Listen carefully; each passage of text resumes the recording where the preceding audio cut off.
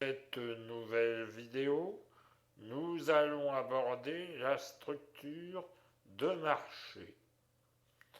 Alors tout d'abord, quelques définitions. Qu'est-ce que le marché? Eh bien, le marché désigne la rencontre de l'offre et de la demande. Voilà, c'est une définition un peu abstraite, mais je n'ai pas de définition plus simple à vous donner. À présent, comment définit-on la structure de marché? La structure de marché se caractérise par deux éléments essentiels, deux éléments importants. Tout d'abord, le nombre d'offreurs et de demandeurs. Alors le nombre d'offreurs et de demandeurs, c'est grosso modo le nombre d'acteurs présents sur le marché, c'est-à-dire les acheteurs et les vendeurs, pour faire simple. C'est aussi, comme élément important de définition de la structure de marché, la similarité des produits.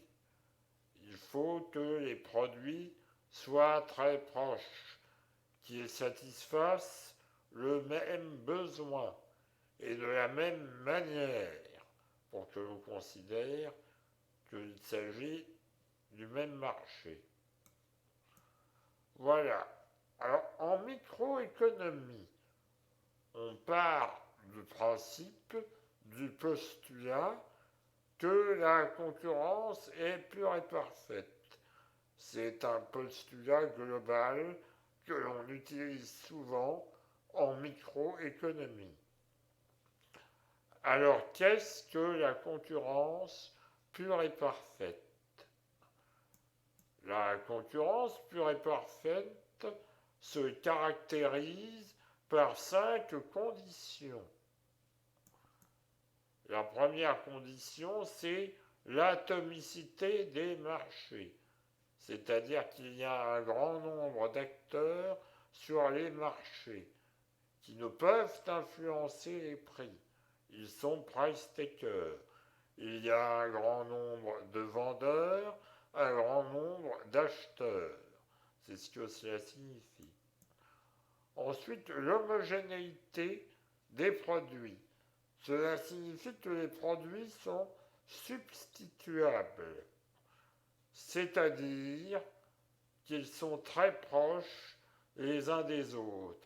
Ils satisfont le même besoin et, et procurent la même satisfaction. Ils ne sont pas différenciés. Ils sont de la même qualité également. S'ils sont de qualité différente, on considère que la concurrence n'est pas pure et parfaite. La transparence des marchés et de l'information. On dit dans ce cas-là de concurrence pure et parfaite que tous les acteurs présents sur le marché doivent avoir accès aux mêmes informations et à toutes les informations disponibles sur le marché. Ensuite, on parle de fluidité des marchés, hein, pas fluidité des marchés, et fluidité des marchés. Donc la fluidité des marchés, ça signifie tout simplement que les entreprises, les consommateurs peuvent entrer et sortir librement sur du marché. Par exemple, une entreprise, si elle veut rentrer sur un marché, produire un produit en particulier, il n'y a pas de coût exorbitant pour rentrer sur ce marché, pour pouvoir produire les produits en question.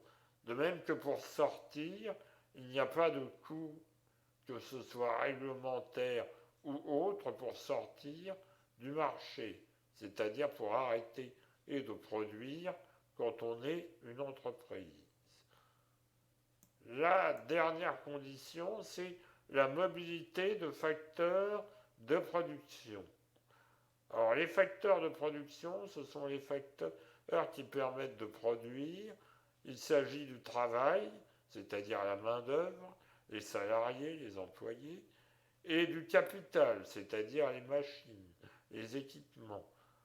On considère dans la concurrence pure et parfaite que ces facteurs de production doivent pouvoir être mobiles. Donc ils peuvent être redéployés et d'un endroit à l'autre sur le globe sans coût à supporter. C'est-à-dire que, grosso modo, quand il y a une usine qui délocalise en Chine, les salariés peuvent partir en Chine travailler dans cette usine. Cela sous-entend cela sous-entend que c'est possible dans le cadre de la concurrence pure et parfaite. Donc, comme vous l'avez constaté, la concurrence pure et parfaite n'est pas une structure de marché réaliste.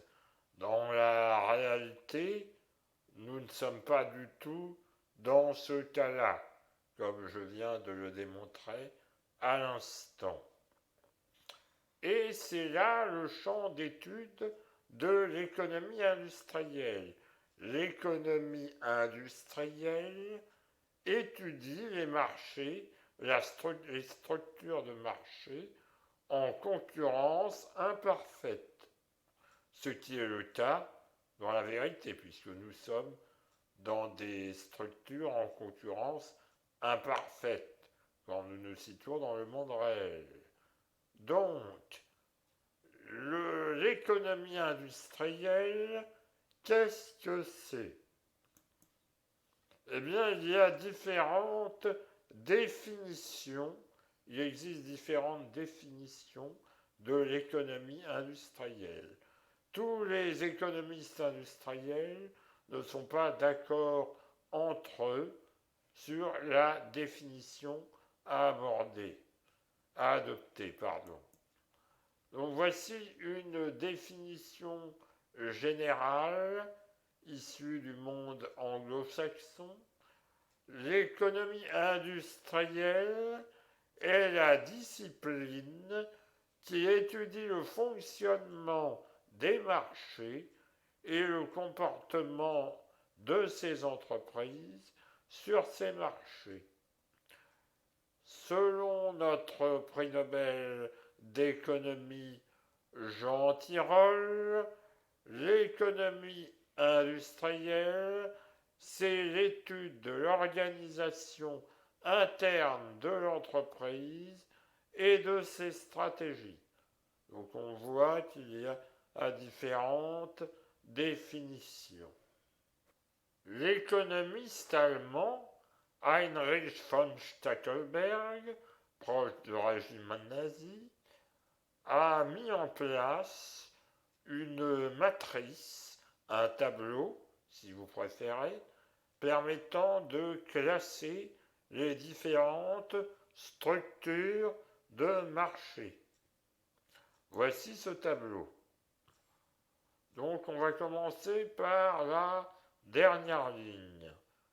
Quand il y a un vendeur et de nombreux acheteurs, on parle de monopole.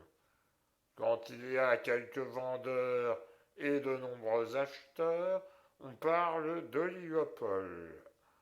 Quand il y a de nombreux vendeurs et de nombreux acheteurs, on revient à la structure de marché que l'on avait vue précédemment, la concurrence pure et parfaite.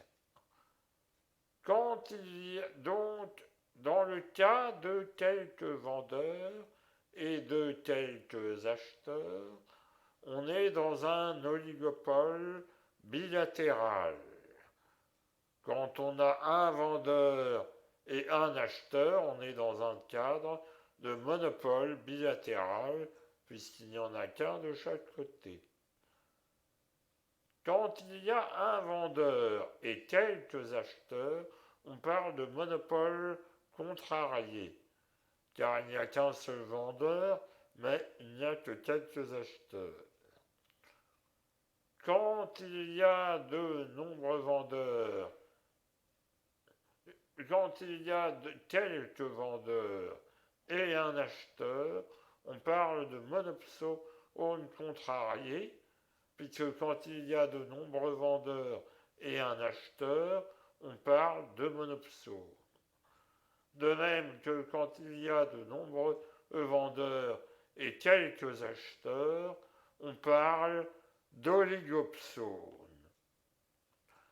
De manière générale, dans les situations de concurrence imparfaite, que l'on voit là dans toutes les cases du tableau, sauf celle qui se trouve en bas à droite, les acteurs ont un pouvoir sur les prix. Mais nous n'entrerons pas davantage dans le détail dans cette vidéo. Je vous remercie d'avoir regardé cette vidéo et vous invite à vous abonner à la chaîne, à liker la vidéo et à la partager. Voilà, je vous dis au revoir et à bientôt.